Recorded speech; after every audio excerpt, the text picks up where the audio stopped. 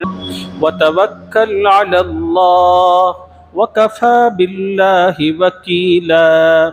ما جعل الله لرجل من قلبين في جوفه وما جعل أزواجكم اللائي تظاهرون منهن أمهاتكم وما جعل أدعياءكم أبناءكم ذلكم قولكم بأفواهكم والله يقول الحق وهو يهدي السبيل. صدق اللہ العظیم.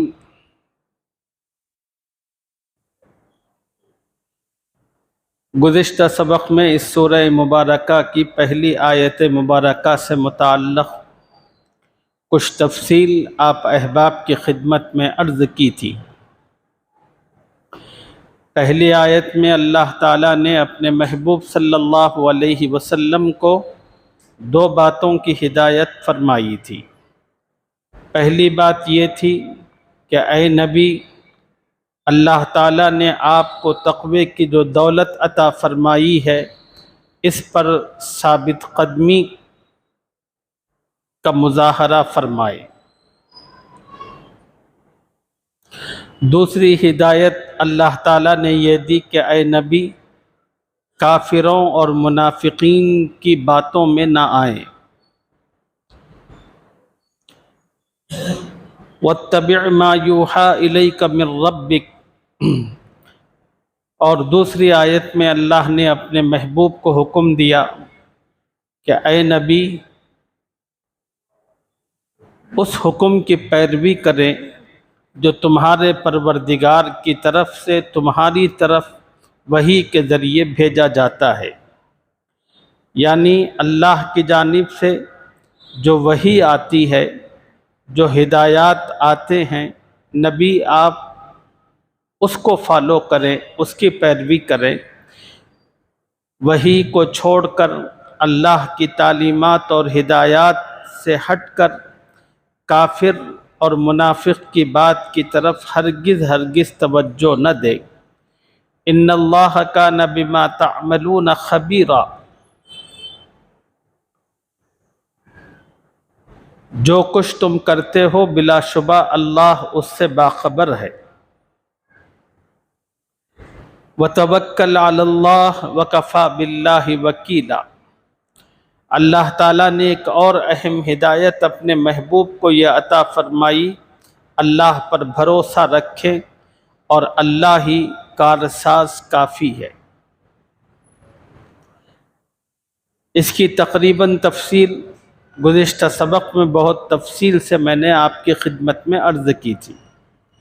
مکے کے مشرک حضور اکرم صلی اللہ علیہ وسلم کو اپنی باتوں میں لانا چاہتے تھے، کبھی لالچ کے راستے سے، کبھی خوف کے راستے سے.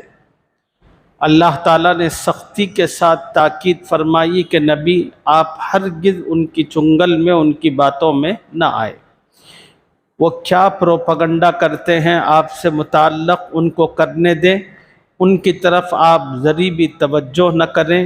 اللہ نے آپ کو جو کام دیا ہے آپ اس کام کو کرتے چلے جائیں.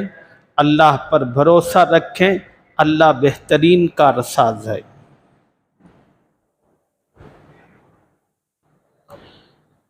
ابھی میں نے کلام پاک کی جس آیت مبارکہ کی تلاوت کی ہے، جو اگلی آیت ہے، اس آیت میں اللہ تعالیٰ نے زمانے جاہلیت میں پائی جانے والی 3 خرابیوں کا ذکر فرمایا، اور اپنے نبی کو اللہ نے حکم دیا کہ اے نبی، زمانے جاہلیت میں جو 3 غلط باتیں پائی جاتی ہیں آپ اس کے مقابلے میں بالکل صحیح بات، درست بات کو اپنائیں. زمانے جاہلیت میں 3 غلط باتیں کیا تھیں؟ اس میں سے پہلی بات، ما جعل اللہ لرجل من قلبین فی جوفہ. اگر کوئی آدمی بڑا سمجھدار ہوتا، کوئی آدمی ذہین ہوتا، تو عرب میں اس سے متعلق یہ مشہور ہو جاتا کہ اس آدمی کے سینے میں دو دل ہیں۔ کوئی بھی آدمی غیر معمولی طور پر ذہین ہوتا، کافی سمجھدار اور چالاک ہوتا، تو عرب میں اس شخص سے متعلق یہ بات کہہ دی جاتی، یہ شخص کوئی معمولی آدمی نہیں ہے، اس کے سینے میں دو دل ہیں۔ اللہ تعالیٰ نے زمانہ جاہلیت میں پائی جانے والی اس غلط بات کی تردید فرمائی اور کہا ما جعل اللہ لرجل من قلبین فی جوفہ، اللہ نے کسی شخص کے پہلو میں دو دل نہیں رکھے۔ دل تو ہر انسان کا بس ایک ہی ہوتا ہے۔ عموماً بائیں طرف انسان کا دل ہوتا ہے، لاکھوں کروڑوں میں اکا دکا کوئی آدمی ایسا بھی ہوتا ہے کہ اس کا دل دائیں طرف ہوتا ہے، لیکن دل ایک ہی ہوتا ہے۔ جب سے یہ دنیا بنی ہے تب سے لے کر آج تک دنیا میں کسی نے یہ دعویٰ نہیں کیا کہ میرے سینے میں دو دل ہیں۔ اگر کوئی ایسے ہی بول لے تو بول لے، لیکن حقیقت سے اس بات کا کوئی تعلق نہیں ہے۔ حقیقت اور سچائی بس اتنی ہے کہ ہر سینے میں بس ایک ہی دل ہوتا ہے۔ ہاں یہ الگ بات ہے، انسانی جسم کے بعض اعضاء ہیں، اللہ تعالیٰ کسی کسی کے لیے ان اعضاء کو زائد بھی فرماتے ہیں۔ مثلا کتنے ایسے لوگ ہیں جن کو آپ نے بھی دیکھا، میں نے بھی دیکھا کہ عموماً ہاتھ کی جو انگلیاں ہوتی ہیں وہ 5 ہوتی ہیں، کسی کسی کو 6 بھی ہوتی ہیں۔ یہ بھی ہوتا ہے کہ اللہ تعالیٰ کسی کسی کے دونوں انگلیوں کو ملا دیتے ہیں، اکا دکا یہ سب چیزیں دیکھنے کو ملتی ہیں، لیکن دل کا جہاں تک معاملہ ہے وہ بس ایک ہی ہوتا ہے۔ زمانہ جاہلیت میں ایک غلط چیز تھی جو بہت زیادہ پھیلی ہوئی تھی، اللہ نے اس کی تردید فرمائی۔ ما جعل اللہ لرجل من قلبین فی جوفہ، اللہ نے کسی شخص کے پہلو میں دو دل نہیں رکھے۔ وما جعل ازواجکم اللائی تظاہرون منہن امہاتکم، دوسرا جو مسئلہ اللہ تعالیٰ ان آیتوں میں بیان فرما رہے ہیں وہ ہے زہار کا۔ زہار کسے کہتے ہیں؟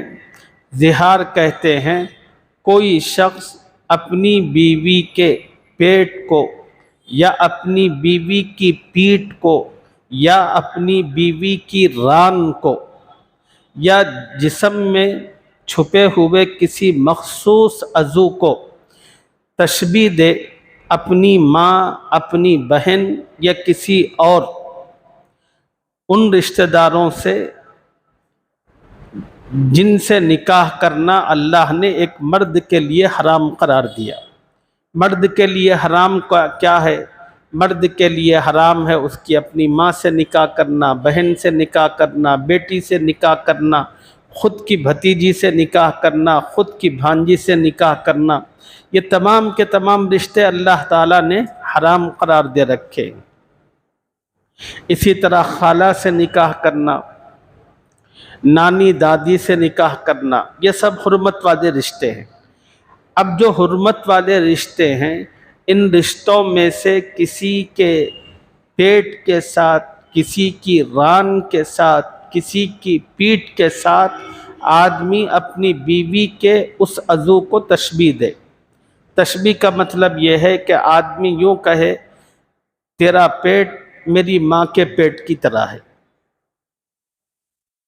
تیری جو پیٹھ ہے وہ میری بہن کی پیٹھ کی طرح ہے، تیری جو ران ہے وہ میری بیٹی کی ران کی طرح ہے۔ اس طرح جس سے آدمی کو نکاح کرنا حرام ہے، ان میں سے کسی ایک عورت کا ذکر کر کے اس کے عضو کے ساتھ اپنی بیوی کے چھپے ہوئے عضو میں سے کسی عضو کو تشبیہ دے، اس کو زہار کہتے ہیں۔ زمانے جاہلیت میں یہ غلط فہمی تھی، اگر کوئی آدمی اس طرح کہتا کہ اپنی بیوی سے کہ تیری پیٹھ میری ماں کی پیٹھ کی طرح ہے، تیرا پیٹ میری ماں کی پیٹ کی طرح ہے، تو میرے لیے میری ماں کی طرح ہے، اس قسم کے جو الفاظ ہیں اگر کوئی آدمی کہتا تو پھر یوں سمجھا جاتا کہ وہ بیوی اس کے اوپر ہمیشہ کے لیے حرام ہو گئی۔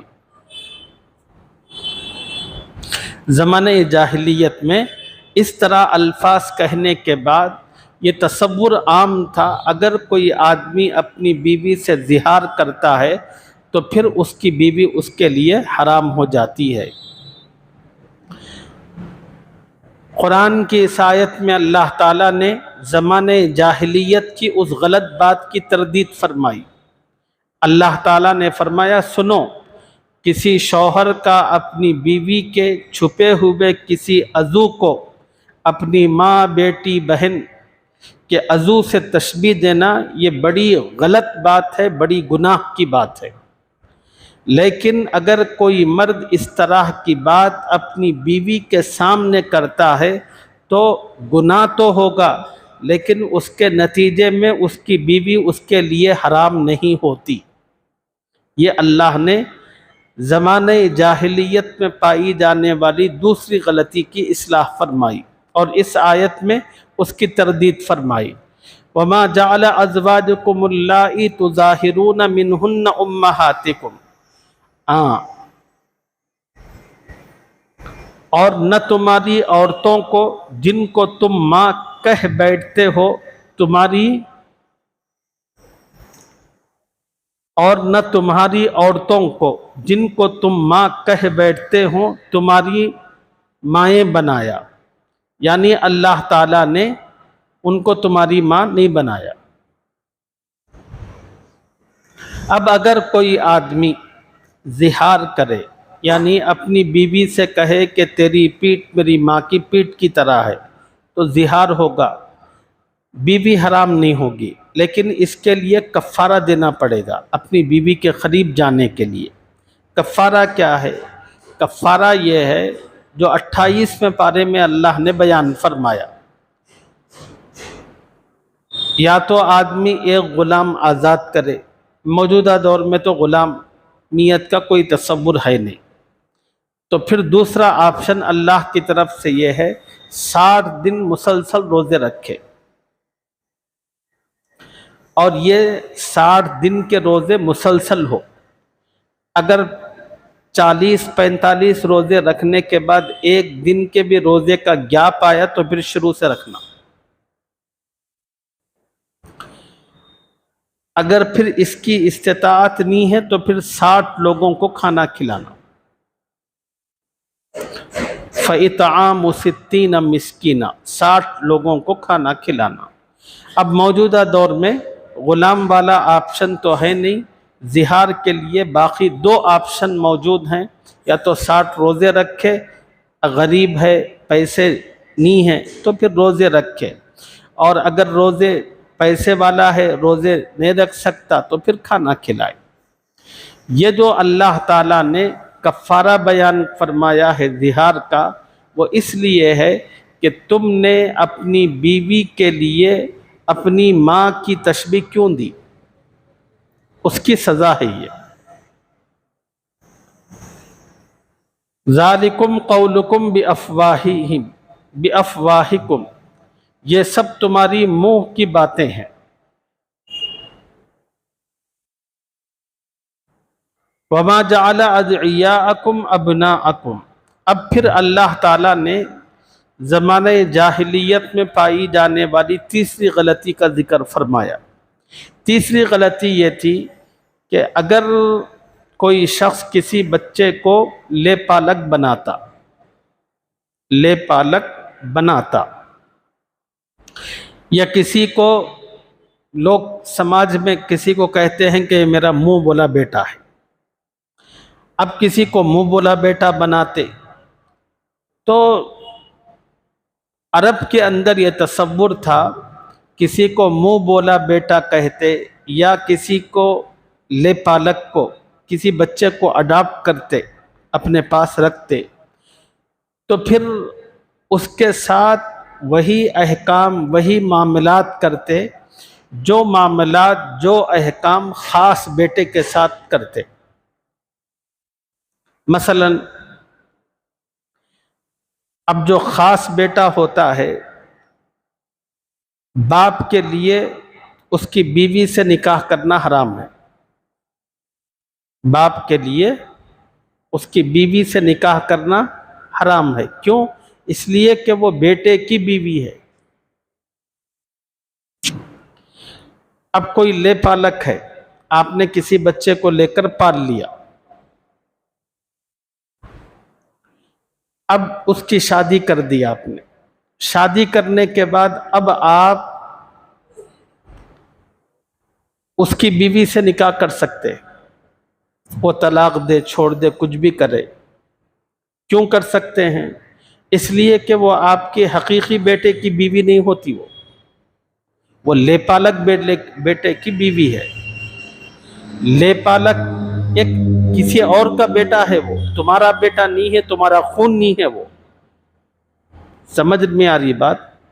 تو زمانے جاہلیت میں لوگ کرتے یہ تھے، لے پالک بیٹوں کے ساتھ، منہ بولے بیٹوں کے ساتھ وہی قانون اپلائی کرتے تھے جو خاص اور حقیقی بیٹوں کے ساتھ قانون ہوا کرتا تھا۔ تو اللہ تبارک و تعالیٰ نے قرآن پاک کی اس آیت میں زمانے جاہلیت میں پائی جانے والی اس غلطی کی اصلاح فرمائی، اور نبی سے فرمایا کہ نبی اس غلطی کو صحیح کرے اور کہیں وَمَا جَعَلَ أَدْعِيَاءَكُمْ أَبْنَاءَكُمْ، اور اللہ نے نہ تمہارے منہ بولے بیٹوں کو تمہارے اصلی بیٹے بنایا ہے۔ اب میرا ایک اصلی بیٹا ہے، میری بیٹی ہے، دونوں کا نکاح نہیں ہو سکتا، حرام ہے۔ بھائی بہن کا نکاح ہو سکتا؟ نہیں ہو سکتا۔ کوئی لے پالک ہے جس کو میں لے لیا، میری خاص بیٹی کے ساتھ اس کا نکاح کرانا چاہوں تو نکاح کرا سکتا ہوں۔ کیوں؟ اس لیے کہ یہ لے پالک میرا بیٹا نہیں ہے، یہ کسی اور کا بیٹا ہے، میں نے اس کو پال لیا ہے۔ پال لینے کی وجہ سے وہ حقیقی بیٹے کے درجے اور مقام پر نہیں آتا۔ حقیقی بیٹے کا جو درجہ اور مقام ہے وہ الگ ہے، اور لے پالک کا وہ مقام نہیں ہے۔ اس لیے کہ کیوں؟ اس لیے کہ لے پالک تمہارا بیٹا نہیں ہے، وہ کسی اور کا بیٹا ہے، تم نے اس کو لے کر پال لیا ہے، اس لیے اس کے وہ احکام، وہ قوانین نہیں ہیں جو خاص بیٹے کے ہیں۔ اسی کو اللہ نے فرمایا وَمَا جَعَلَ أَدْعِيَاءَكُمْ أَبْنَاءَكُمْ، اور نہ تمہارے منہ بولے بیٹوں کو تمہارے اصلی بیٹے بنایا۔ ذَلِكُمْ قَوْلُكُمْ بِأَفْوَاهِكُمْ، یہ سب تمہارے منہ کی باتیں ہیں۔ وَاللَّهُ يَقُولُ الْحَقَّ، اور اللہ سچی بات کہتا ہے۔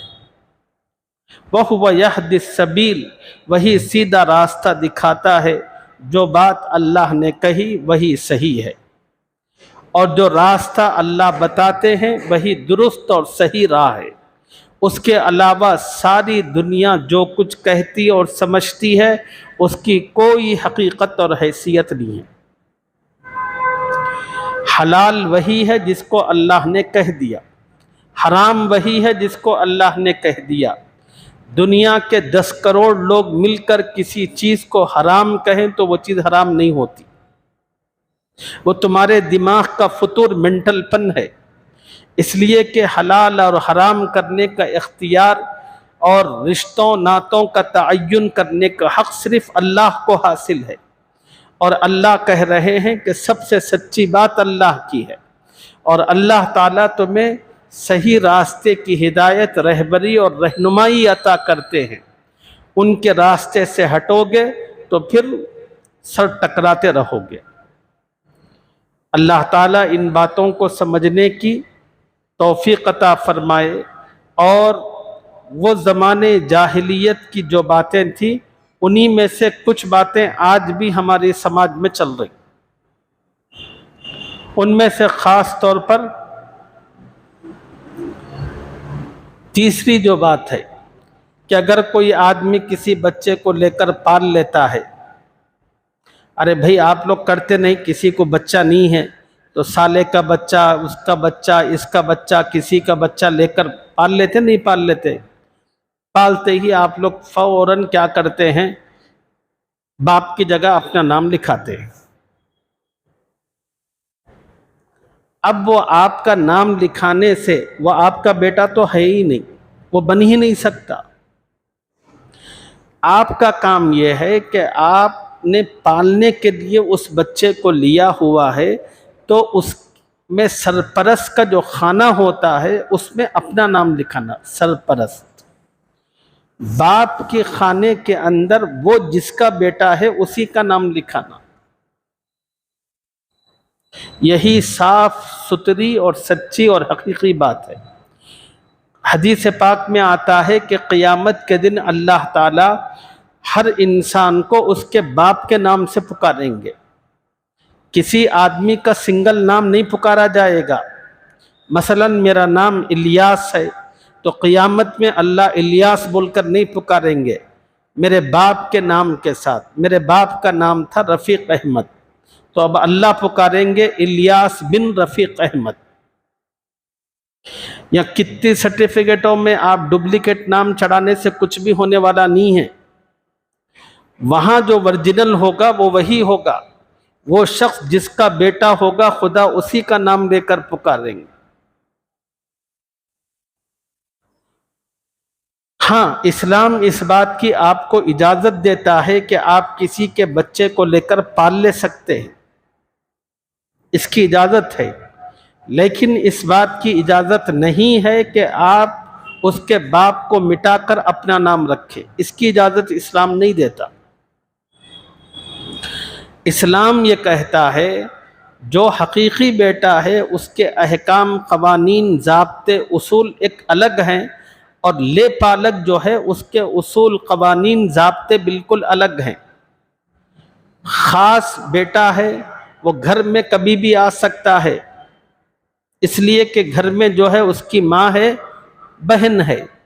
لیکن لے پالک جو ہے تم نے اس کو لے کر بچپن سے پال لیا، لیکن جو ہی آپ کی لڑکی بالغ ہو گئی وہ سامنے نہیں آ سکتا۔ کیوں؟ وہ نامحرم ہے، وہ بیٹا نہیں ہوتا تمہارا، وہ نامحرم ہے۔ بہت سارے مسائل میں فرق پڑتا ہے، اور آپ حضرات کو ان چیزوں کا کوئی احساس نہیں ہے۔ تو اس لیے دینی باتوں کو اچھی طرح سمجھیں اور اس کے مطابق عمل کریں، اسی میں سب کی بھلائی ہے۔ اللہ تعالیٰ ان باتوں کو سمجھنے کی توفیق عطا فرمائے۔ مزید تیسری بات کی تفصیل اگلی آیتوں میں آ رہی ہے، انشاءاللہ اس سے متعلق مزید باتیں اگلی